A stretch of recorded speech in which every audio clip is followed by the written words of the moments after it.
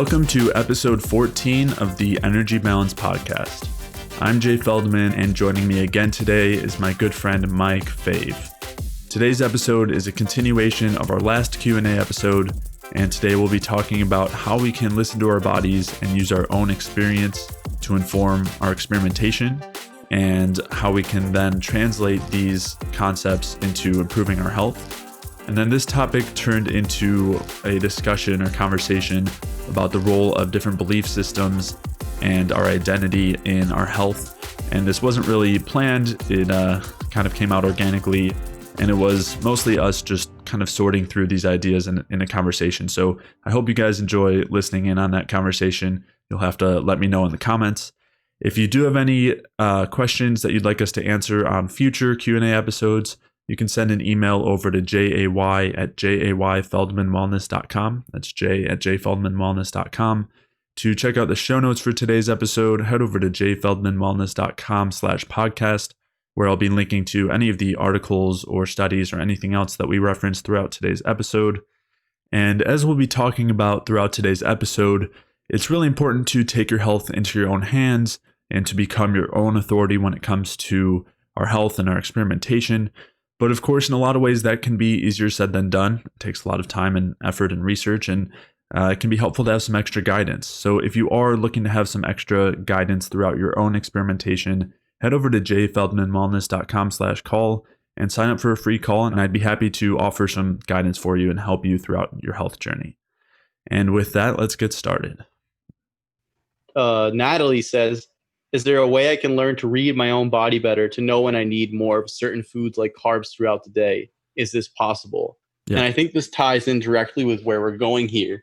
And I think it's important to get at this point that, at least in my experience, you need to develop a base of reference experiences and to be able to develop a framework on what's going on with your body and what's like why you feel a certain way and figure out like how different foods affect you and this and that, and have sort of like repeatable experiences.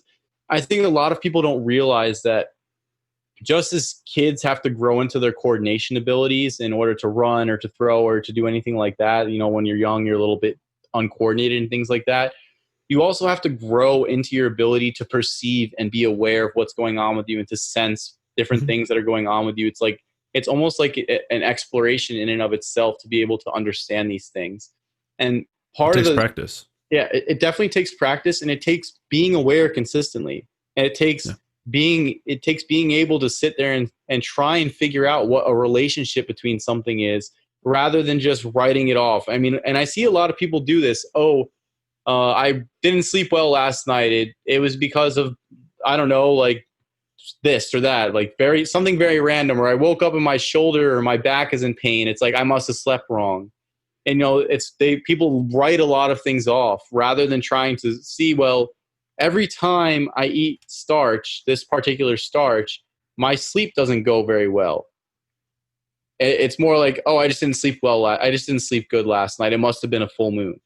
It must have been and I'm not saying that a lot of these factors can't take place, right? But I think that some like thought and some analysis in what's going on is helpful. And eventually you start to figure things out. And I think for a lot of people to regain the health that they want, it becomes important to be able to, number one, separate yourself objectively from what's going on. So when you sit there and you say, you know, I'm low carb, but I'm really craving carbs, and I really want that glass of orange juice. And then you sit there and you're like, okay, I'm going to drink orange juice for 2 weeks and I'm going to see what happens. I'm going to see how I feel, and be able to sit there and be objective about it and not be attached to, well, if I drink orange juice, it's going to raise my insulin and I'm going to get cancer and diabetes and I'm going to get fat and da-da-da-da-da. It's like, well, why don't you try it for 2 weeks and then you'll see. And then the other thing you could do is, when you have these questions, go into the research and look at the direct research of things. And I do that personally for certain things. If I want to understand something, and I go directly to the source. And if it says, when I give in studies, if I gave a bunch of these kids or diabetics orange juice, did they become more diabetic? No, they didn't. Okay, let's see. Maybe we'll try. Maybe we'll see what's going on. And then I think that it's important. And I think for a lot of people, when they see somebody else doing it and it didn't kill them, or it didn't make them fat, or it didn't make them diabetic, or they didn't get all these random sort of ideas that they didn't get candida overgrowth because they drank orange juice. When they see somebody else doing it, I think that helps people and allows them to be like, okay. Because I know for you and I, there's a lot of times where when we were doing low carb stuff, I would be on the weekend and I'd be like, bro, I need to eat something. And then I would just be like, I'm going to do it, whatever I'm eating. I don't care. I'm not low carb today. And then I think it's important to be able to be aware of what's going on, see how different things affect you, and look for the relationships. You're not going to be right every time. There's a lot of times where I ascribe some sort of symptom to something, and then it wasn't that symptom. But then eventually I figured it out. And so it takes time. You need to have reference experiences, and you need to sit there and you need to be aware of what's going on with your body. And before I end with what I'm going to say, I think it's important for people to take, and just as specifically in response to Natalie's question, in a way to practice knowing what's going on with your body, I think is, especially when you first start, being able to lay down just for 10 minutes without any sort of distraction of your phone or computer or anything like that, no music, and just take your awareness and filter it through your body. See if you can move your attention, your awareness, your focus, whatever you want to call it, to different areas of your body, your feet, your legs, your stomach, wherever it is, and sort of take a lot of people, I think, have a focus stuck up in their head. Their focus is up in their head and their thoughts in their mind. But to be able to move that focus and say, okay, I'm just going to feel my arm. I'm just going to feel my hands. I'm just going to feel my stomach, and learn how to get in touch with those different things, because you'll realize that once you move out of constantly being stuck in your trains of thought, that say you go and eat something afterwards, you get a little stuffy and whatnot, and you start to feel your stomach like, ooh, what I just ate didn't feel very good. I don't know. And then that's how you start to put the pictures together. But I think a lot of it comes directly from that direct experience. And the only way to get better at recognizing your direct experience is to directly experience yourself. Yeah. Yeah. I mean, it's true. And it's like, we have obviously made, I don't want to say mistakes. Like, we have experimented with all of these things, and there's nothing wrong with trying a ketogenic diet or a low carb diet. There's nothing wrong with that sort of experimentation. At the very least, it's just important to do it with as little dogma and closed-mindedness as possible, because there is, when we were doing it, we did buy into the idea that the carb cravings were just temporary, and that was a sign of us switching, into ketosis. And we don't agree. I mean, that is somewhat true. It doesn't make it ideal. And so it's a very tough balance to strike, right? How are you supposed to know if what you're feeling is due to? For example, we've talked about having cravings for donuts or cookies or cupcakes. It's not like you can always listen to those cravings, because if you did, that probably wouldn't lead you down a very good road either. I don't think that those things are really synonymous with health, at least in any significant amount. So, if you were to then recognize, when I eat enough fruit or fruit juice or protein, let's say, I don't have those cravings really anymore. Well, that's really helpful information. But even knowing to put those things together is difficult, and it does require that practice of awareness and the practice of, as you were saying, just kind of examining your body, examining what you're doing, and comparing those two things together. That's definitely part of it. And then the knowledge and research is part of it as well.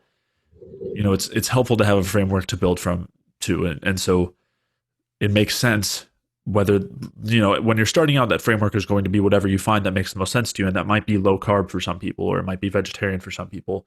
But I do think that as long as you're staying open-minded and continuing to examine those beliefs, eventually it will take you closer and closer to what is best. Yeah, I just think it's important to do it with the experimentation in mind, rather than an identity. Yeah. And not identify with the group, I'm vegan. And the thing is, it's not that identifying with a group of people is a problem, because people want to be in groups together. People are looking for some sort of unifying element to bring them together, because as far as I understand, and in my experience, a lot of us are communal. A lot of us want that relationship with people. I mean, that's a lot of what brings joy to people's lives, is connecting with other people. Mm-hmm. It's just, when you start, so it's not that having that community is a problem. It's when you identify with the concept of those things, that can become dangerous for you, or dangerous for anyone, dangerous for me, is when you, so a lot of the, so it's like, what are you connecting with the community on? And I think choosing to connect with people on the idea of I am this, I am vegetarian, I think that things, or keto or carnivore, whatever, not even to pick on one group, it's just, I think that that can become dangerous for your health overall because of the identity associated with the group. I think it's, you there, for as far as what works for you, it can't be necessarily a group identity because you're trying to figure out what works for you. So it has to be an experimentation from your own awareness. And then having a community is another thing that I think is important. And but I just think it's necessary that it shouldn't come from something where you need to figure out your individual sort of situation around it. The other thing that I think is important is what is helpful, and what I think we lost a lot of to a large extent, and it's not necessarily bad, but I think there's a lot of people don't have a foundation or a framework from which they come to things.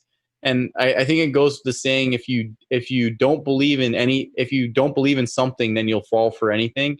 And it's when you don't have an idea, or sort of like, or like the, you realize that the framework around diet that you've been taught your whole life is all of a sudden askew, and it was industry based or this and that, then you're just like, you don't have any footing, you don't know where to stand, you don't know where to go. And I see a lot of that not only in the diet sphere now, but just in like information in general on the internet. There's so much information all over the place, and there's a lot of false information out there, and it's getting hard to root out what's reality and what's not reality. And it makes a lot of us we don't have any footing to stand on. We're sitting here and we're just like, well, there's valid arguments here, there's valid arguments there, and there's research for this and there's research for that. And because a lot of people are specialized in different areas, if you're not specialized in diet, you're specialized in business, then how, and you don't have a background in understanding the terminology and the research or anything like that, how are you going to come to conclusions? And how are you going to read through the statistics or the results of the studies and say, oh, I'm going to do this, or I'm going to do that, or this study doesn't make any sense because of XYZ, or whatever it is. There's like a lot of us have just been sort of, and I think it's done, I mean, personally, I think it's done on purpose, but there's a lot of people just, they don't know which way to go, and they're just sort of looking for something. People want a foundation, they want some sort of framework, they want some sort of basis for which they can go off of. And I completely understand that, because that's what I've personally been searching for, is the basis. And the thing with everything going on right now, it's difficult. The game isn't easy anymore to find that basis. You really have to, it's really an investment. And that's whether it's financial or health or relationship or any of these ideas or concepts or things like that. There's there's a lot of investment that needs to go into it, in your own experience, and trying to figure things out and to try and make sense. And I think for a lot of people, you can't, relying on an authority or relying on some sort of guru you can't really do that anymore. I think that you really have to rely on yourself in this point in time. And I know it's harder. It's definitely the harder path, but the fruits at the end, generally, at least in my experience, will be worth it. But I don't think we can attach to some sort of guru and then put an identity with it and then just follow it blindly. I really think it comes down to building the reference experiences and trudging through the data and trudging through everything that's going on and trying to make sense of it. And it's getting harder because there's a lot of static noise and interference and threading that needle and to connect the dots. But I think that the more you search and the more you sort of try and think to your mind, well, what actually makes sense, the more you'll start to like pull something together, and you start to get traction, you start to get footing. And I know for us, and this is why I think both of us have a hard time trying to come off as an authority or anything like that, because I don't think that it's necessarily helpful. I mean, does it sell? Of course it sells. Does it make money? Yeah, for sure. But it also leads people astray, because the purpose, and in the Pete's community, in the Ray Pete sphere and community, and from all the different people in the community, it's kind of hard to get a footing because nobody wants to give an authoritative answer, or most people don't want to give an authoritative answer, because the answer behind the basis of what everyone's trying to do is to allow you to follow your own guidance. And then with us being here, we're just trying to provide like a basic element of guidance, a basic understanding, a framework that we have found makes sense to try and clear some of the BS out of the way, and to give you some ideas to experiment with and try for yourself. And the keywords are experiment and try, because if some things don't work, then it just doesn't work for you. And I have a lot of people that I talk to or that I help and things like that, where they ask me about something, they're like, hey, I'm not feeling good with this. Maybe if I just do it for another month, I'll feel good. And I'm like, no, if it's not working for you, then just stop. If it's not working for you, then try and figure out what's going on. And I'll help from my experience, but no, the plan is for you to develop your own guidance, for you to take on your individual purpose of figuring out what works for you through your life. And we're trying to help out by providing some sort of framework that we found have worked. And if it doesn't work for you, then that's fine. If some things don't work for you, that's fine. If some things do work, then keep what works and throw out the rest, and maybe come back to it at another time. It's really up to you. But that's the purpose here is to provide a non-authoritative perspective and to provide some basic footing. That's it.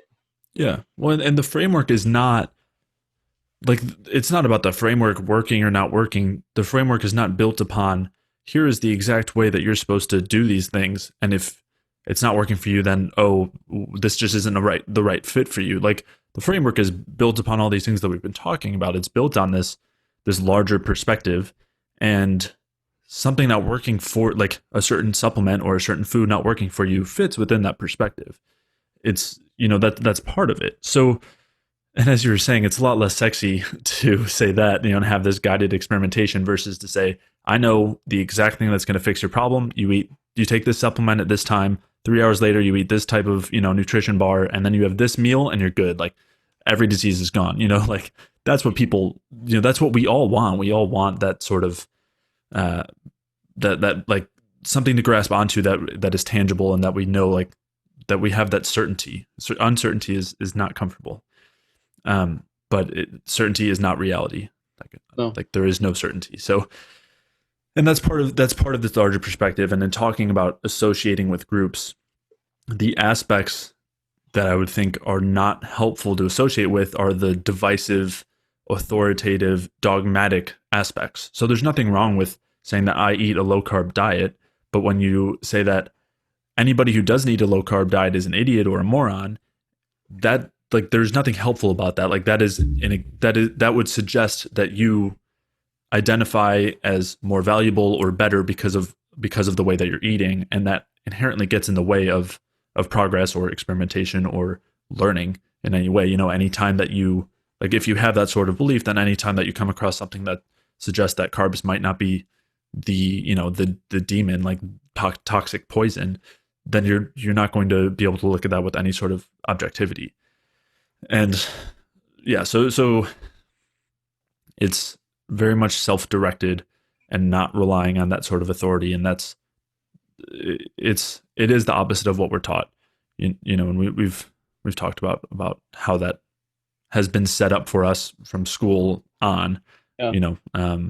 Where there is the right answer and the wrong answer, and all the right answers are given to us by those authority figures, and very rarely is there a discussion about it.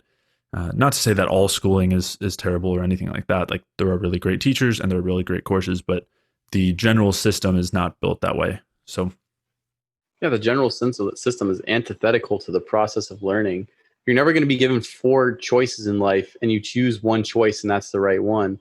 I mean, and that's the process that you see now. It's like, you can be vegan, carnivore, low carb, keto, vegetarian. It's like, well, which one are you? And it's like, are you Republican or are you Democrat? It's like, it's not about it. There's not only 2 choices. When you're, and at least in my experience, there's never just 2 choices or one choice or this and that. There's multiple possible paths that you could take.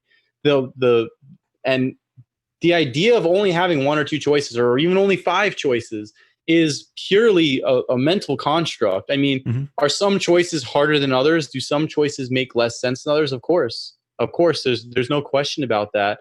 But when you start, there's always different paths and opportunities. You're never going to be put in a point in life where it's like there's only Republican or there's Democrat and there's nothing else. Things aren't black and white like that. There's no 4 multiple choice answers. The other thing I think that's important too is when you're in school, and I think this one's funny, is that when you're in school, when you help each other out in a test, it's called cheating. But in real life, when you guys are trying to do something together, it's called collaboration. So just the general setup and premise that we've all, and the other thing that the general setup and premise that we've all been brought up on doesn't really translate well to functioning with different areas in life, at least in my opinion. And then the other thing that I think that is also not helpful is that when you're in school, you're given a track to follow. It's like you go to middle school and then you go to high school and then you go to college and then you do this, and it's like you follow these tracks and you go in these different directions. And it's like once you do this, you have arrived, and it's like that's not really the reality. You don't just follow the track. You become a doctor, you become a lawyer, you become a nurse, whatever it is, and then that's it. There's a lot more to that if you're open to it. I mean, you can just do that. It's definitely easier, but when the other areas of life and the other areas of your own personal life, you don't just get on the track, follow the track, and it just goes that way. It's with diet. You don't just follow these particular specific sets of rules always, and then all of a sudden you're perfect. I mean, there is more nuance to those things, and with diet, with relationships, with all those types of things, it's not that cut and dry. There's not just married or not married. There's not just vegan or carnivore. Like there's more options to that. And when you start breaking out of these categories and these they're almost like forced choices where you have to choose between these two. It's like, no, you don't. You don't have to sit there and choose carnivore or vegan. You could okay, I eat meat and I eat fruit. I'm a carnivore or carnivorous vegan. Like it just becomes sort of ridiculous. And then the other thing I want to point out too is that I think having an open mind is important, but I also think that there's periods of time where you have to, when you come to a decision on something that you really don't think makes any sense, and you flush out that decision, you have to be able to be okay and say, I don't think that makes sense. I don't think that is right. There's nothing wrong with that as well.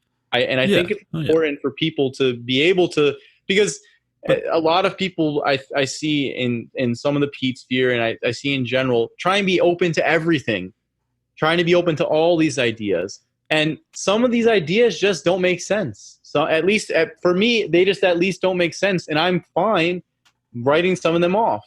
Either number one, I won't have time to flush it out and I'm just not going to look into it, and that's fine.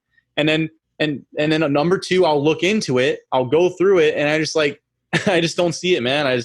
That just doesn't make any sense to me. That doesn't fit within my framework. That's fine as well. I do think that keeping an open mind is important, and this is not for everything, but I do think that at certain points you have to just call things out that just don't make any sense to you personally. And there's some things going on now in society that I don't think makes sense, or like even with even some of the food stuff, with some of the plant-based meats and things like that. Like, I just don't think it makes sense. I just don't think it's viable from what I've read and from what I've researched from it. And I'm completely comfortable saying, like, I don't agree with that.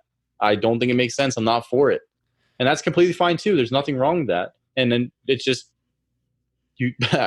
don't just write it off as, oh, it's plant-based. Oh, I'll never deal with that. Like, there has to be a balance between some of those things. And the reason I bring that distinction up is because I think currently there's been so much sort of like misdirection and misinformation and people not having footing that they're trying to be open-minded about things because they don't want to be closed-minded. And there are some things that are coming into play that just aren't good. And I think that there needs to be a balance between having an open mind to understand things and try and figure them out. And then once you try and understand things and figure them out, that you sit there and you're like, okay, I don't see it.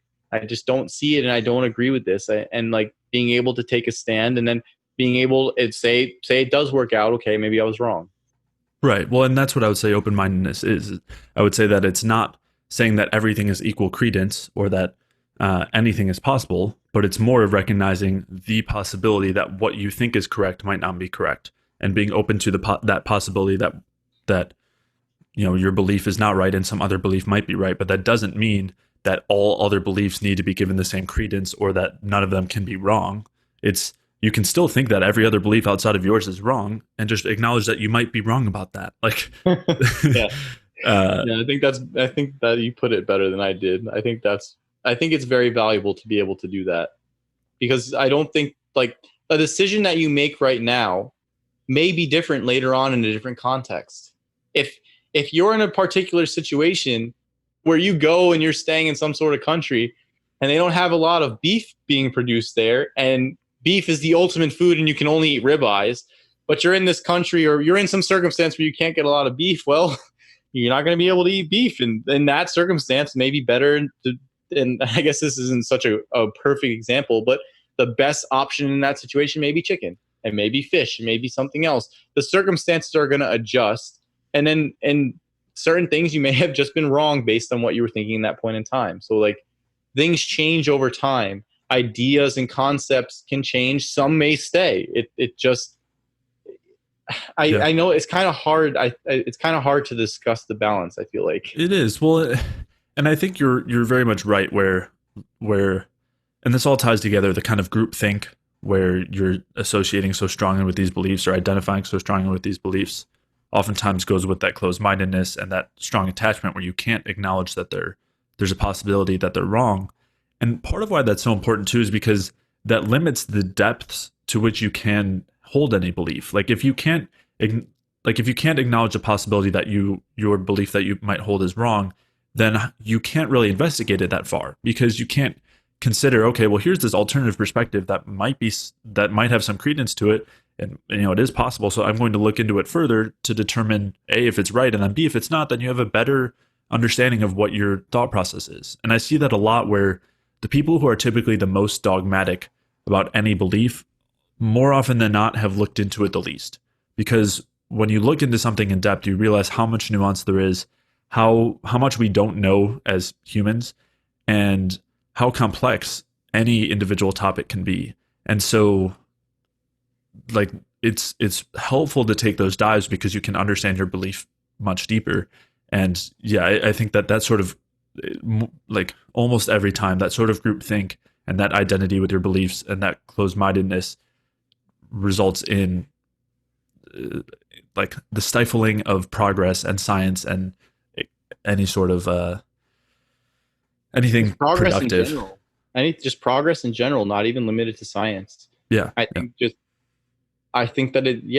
it's important to be able to you can hold a belief, but you also need to be able to understand that the belief may not be reality, or it may not be correct, or it changes in this context.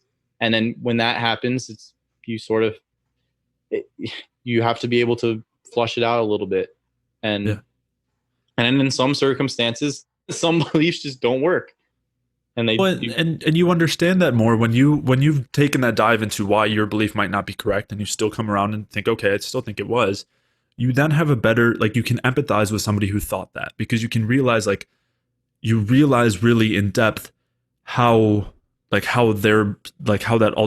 other point of view works, and all of their different facts that they're using, or like where that perspective is coming from. And the more you understand that, the easier it is to empathize with people who think that, and the less dogmatic you become, and the more open-minded you become, and the less likely you are to insult or like to dismiss anybody who thinks something other than you. Yeah, I think a lot of the insulting and dismissing comes down to the fact that it becomes an identity. So the attack on the belief gets conflated with the belief being you. So when you identify as low carb, vegan, whatever it is, and then somebody attacks veganism, the attack isn't on the concept of veganism at this point. In this particular person's mind, the attack winds up becoming an attack on them personally because they are vegan.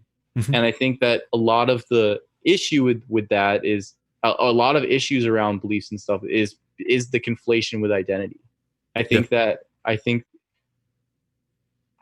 you can, and I think it becomes a point where you don't use your beliefs as a source of your identity. You sort of use your beliefs as a model for how you do certain things. and then your identity is sort of, I mean, I am not, for me personally, I don't know necessarily what I specifically attach it onto, but it's not necessarily on like a set of beliefs. I'm open to other beliefs and trying to figure out, where people are coming from and things like that. But it's the belief system or the sets of beliefs or the frameworks and stuff like that, for me personally, are more how I'm going to do things. What am I going to do things, how I'm going to do it, why I'm going to do it, trying to figure things out. So I guess maybe, and maybe I'm not putting it so eloquently, but maybe like a way around it, or a way to sort of adjust it, is to separate your identity from your beliefs, and sort of maybe the identity can be readjusted to be placed on a person who is open to trying to understand different things, or trying to create a framework for themselves or something like that, and not on the specific beliefs within that framework. Yeah. Well, I mean, and you could even say that using that framework is a belief system. But I think what you're also getting at is not really needing to rely on that identity. So instead of having to say, I'm blue or red, I'm Democrat or Republican, I am low carb, I'm vegan, it's just, I am me. I am I. Yeah. Like, I am, if you just want to leave it at that. Like, and just, recognizing that we are just kind of filtering these outside things, and we like to put these things into these neat boxes because we don't have to think about it. We don't have to learn, if I'm a Democrat and I believe everything that Democrats believe, or I am low carb and all those same things. It relieves, it's the same as relying on that authority. It relieves us of all of our responsibility to learn and to think critically. And instead which is difficult. Like as we've talked about, every aspect, or it seems like every aspect that has been created around us in our modern society is trying to push us like in that way. They're trying to push us away from that critical thinking, away from having the energy or time to question our own beliefs or the beliefs of others, and just to subscribe to an ideology and then kind of like, and just kind of fall in line with it. And I hope we're not circling back too much, but again, like that is what leads to the divisiveness that we have now, where, everyone who thinks what I think is right and smart, and everyone who thinks otherwise is dumb and wrong. And very obviously that doesn't lead to anything beneficial, any sort of learning or progress. And so I do think that identifying with any of those beliefs is dangerous because of that. And I guess I would say tentatively that I think the solution is not to identify with beliefs, or not to identify at all. That doesn't mean you can't believe your beliefs either. It just means that it's not a source of who you are. It's not who you are. Okay. It's open to change with new information coming in. I mean, I think it's important that people understand that beliefs can be tentative. They don't have to be like lifelong things that are set in stone. That's why we say they're beliefs, not facts. Exactly. It can be adjusted. It can be adjusted, and it adjusts continuously. I think that's very important, because when you start to recognize, and I think I know personally for me, and I won't extrapolate this out to other people, but when I was younger, I felt that if I didn't believe something over a period of time, then I was hypocritical and I wasn't consistent. But I think the process of living and learning and things like that is a process of inconsistency to some extent, because as you get new information or new context, beliefs will have to change. And I think once you start to get open to the idea that the beliefs are tentative, that they adjust consistently over time, then you realize that you can't really attach an identity to them. It doesn't make sense, the reason you do that is because you realize if you attach an identity to them, yet they constantly change, then you will continually have cognitive dissonance. Mm-hmm. You will continually be uncomfortable with yourself, because you start to question, if you're defining yourselves in these beliefs, you start to question, well, if this is constantly wrong, then what am I? And it starts, and for me, I think that was a pivotal point that was, that it was difficult for sure, because your framework gets shaken, because you have to realize that you have to separate the belief from the self, because you can't be questioning you all the time. I mean, it's very difficult. It's it's like emotionally painful to constantly do that. But when then you, I think that spurns on a step in like development where you realize that I'm not my belief. My belief is going to constantly change, and I'm going to be wrong, and Mhm. I'm not going to necessarily be perfectly consistent over time, and I'm going to have to adjust and things like that. And then I think you start to see the the beliefs as ever changing, and then you start to see a non-static version of either yourself or just everything in general, not as non-static, and Yeah. every situation that you're coming into as being entirely new and having new opportunities and new ways to learn something, even if it's difficult or if it's uncomfortable or anything like that. So I think it's part of like a learning process in general, and I think it is important to avoid the identity aspect of it. And the other thing is, I think that the divisiveness that's being created now is very detrimental to people beyond just like the effects that it has, like um, economically or politically or anything like that. I think that humans in general need a degree of community and structure. And I think that with this constant divisiveness from people identifying with this belief or that belief, you start to see a lack of cohesion amongst people, and then a breakdown and like people being able to form relationships with each other.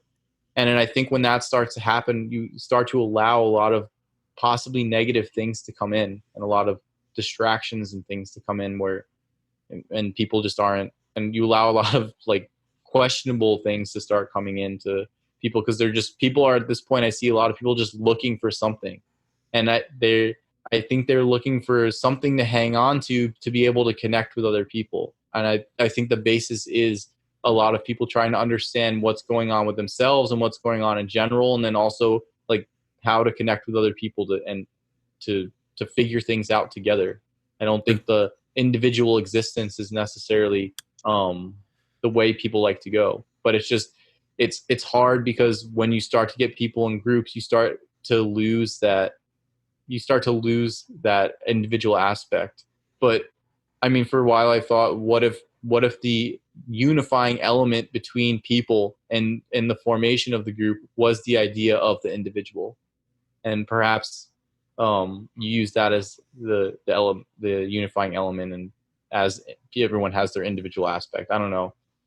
I guess I sort of like went in a tangent with that one.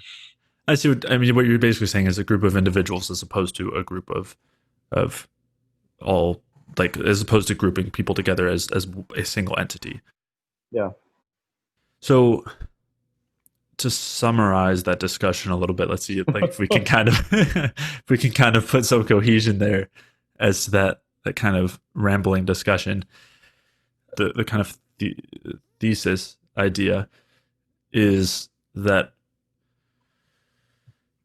that open-mindedness is required for learning and progress, and that open-mindedness requires a lack of identity, a lack of like identifying with your beliefs. Because if you identify with your beliefs in a way that they are a part of you, then then challenging those beliefs becomes too difficult, or if not impossible, um, because of that cognitive dissonance that's there. Because when So you challenge the belief, if it's your identity, it winds up it's like challenging that who you you are are. being challenged personally, Yeah, rather than it just being a conversation or topic about the idea itself. It becomes something about you, yeah, and then that triggers the problem. yeah. And so as far as moving away from that, I mean that would, we didn't really talk about like how we could do that. Maybe we'll discuss that in the future. Um, the awareness is probably the biggest thing, and having that open mindedness in the way that we've talked about, and trying to move away from that group think. Yeah, I think And it's important for you to define open-mindedness again one more time. yeah, so I would say that open mindedness is being open to the possibility that your beliefs aren't accurate, aren't correct. And that allows you to challenge them, and allows you to also consider the possibility that other people are right. So on the alternative, when you're closed minded, the idea would be that there are no other plausible possibilities. There's nothing else that could possibly be right. So I am going to dismiss anything else that is not what I already think.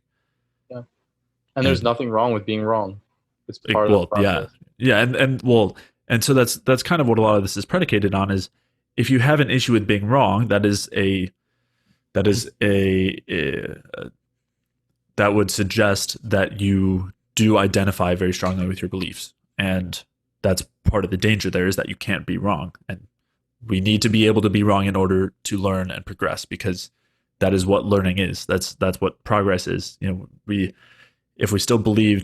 humans still believed everything they believed 1,000 years ago or several thousand years ago, the world would be a very different place. So allowing ourselves to challenge our own beliefs is not only important to us on the individual level, but also on the societal level. Yeah. So I think if we were to define open-mindedness, we would put it as being okay with being wrong and recognizing that you will be wrong, and that the idea that in general knowledge or understanding is tentative and adjusts over time. Yeah. And an extension of that would also be that, like, because I might be wrong, there are other possibilities, because that's really what that open-mindedness is being open to alternative possibilities, which requires all of those things that we've talked about. Yeah. That's going to wrap up today's episode. I hope you guys enjoyed it. And if you did, please leave a review or a like or comment wherever you're listening. To check out the show notes for today's episode, head over to jfeldmanwellness.com/podcast, where you can check out links to any of the articles or studies that we mentioned throughout today's episode. And as we were talking about throughout today's episode, we don't subscribe to any particular protocols or rules as far as health goes, but rather are trying to outline the broader guidelines and give you the greater scope and perspective as far as health goes.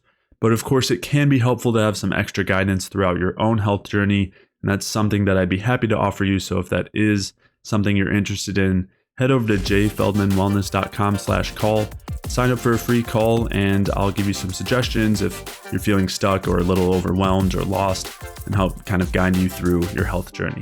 So to sign up for that free call, head over to jfeldmanwellness.com/call, and I will see you in the next episode.